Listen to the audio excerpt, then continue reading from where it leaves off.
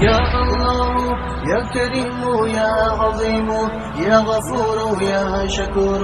يا ودود.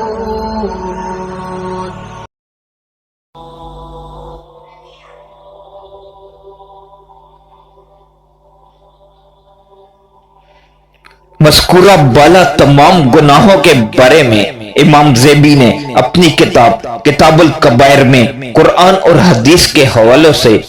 یہ ثابت کیا ہے کہ یہ تمام کبیرہ گناہ ہیں، اس لیے ان سے بچنے کے لیے حتی الامکان کوشش کرنی چاہیے۔ اللہ کے ساتھ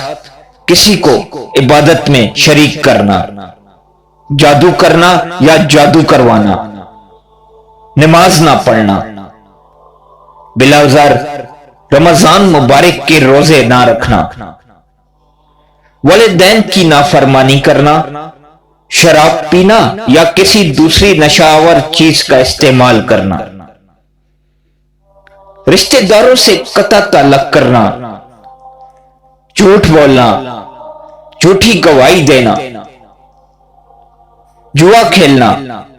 کسی شخص کو دھوکہ دینا، چغل خوری کرنا، چوری یا ڈکیتی کرنا، کسی بھی انسان مثلا پڑوسی کو تکلیف پہنچانا، پیشاب کے قطرات سے نہ بچنا، مردار یا حرام جانور کا گوشت کھانا، مسلمانوں کی تکفیر کرنا، شوہر کی نافرمانی کرنا، پاک دامن عورتوں پر تہمت لگانا، غیر اللہ کے لیے جانور ذبح کرنا، کسی کو ناحق قتل کرنا، سود کھانا، زکوٰۃ ادا نہ کرنا، استطاعت کے باوجود حج ادا نہ کرنا، رشوت لینا یا دینا، زنا کرنا، تکبر کرنا، جھوٹی قسم کھانا، فحش کلامی کرنا، مال حرام طریقے سے کمانا اور اس کا خرچ کرنا، کسی پر ظلم و ستم کرنا، خودکشی کرنا، ناپ و تول میں کمی بیشی کرنا، ٹی وی اور انٹرنیٹ کے ذریعے فحش مناظر دیکھنا، مردوں کا تکبرانہ ٹخنوں سے نیچے کپڑا پہننا، کسی شخص